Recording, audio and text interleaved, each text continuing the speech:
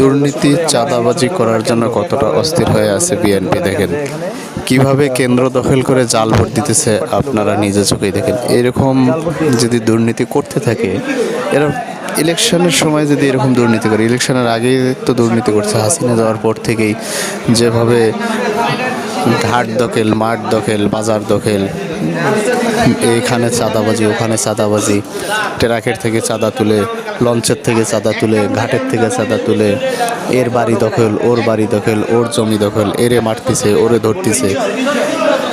এখন পর্যন্ত তারা ক্ষমতা পায়নি, আর ক্ষমতা পেলে তারা কি করবে আপনারা একটু ভেবে চিনতে কাকে ভোট দিবেন, কাকে প্রার্থী বানাবেন, এখন তো এটা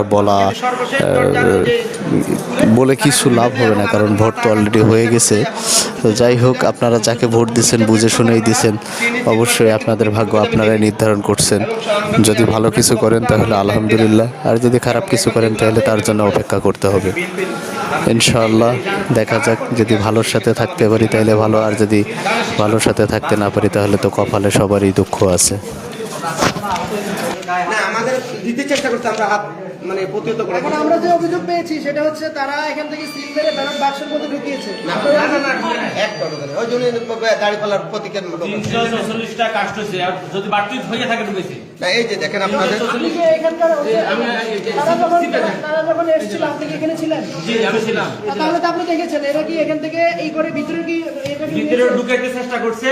আমাদের বোর্ড কালেকশন ঢুকে হয়েছে 344টা পর্যন্ত কালেকশন। আপনি কি দেখেছেন এখান থেকে ছিল তারা এখানে শিখছে, এখান থেকে শিখছে ঢুকাইতে পারছে কিনা বলতে আপনি তো ছিলেন, আপনি ভয়ে, আমি তো ভয়ে এখানে কিছু হবে এখানে ছিলাম।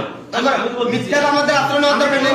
আসলে নিব না স্যার, আমি বলছি আসলে নিব না। আমি 344 আমি এটা ঠিক এখন যেভাবে আছে এভাবে হাত স্যার, এটা আমার 344টা কাস্ট। ঠিক আছে ঠিক আছে ওকে। আচ্ছা, তার মানে ভিতরে ঢুকাইতে পারে না, কিন্তু এখানে মাপছে মারতে এটা এইভাবে রয়েছে। এবং এটা বাহিরে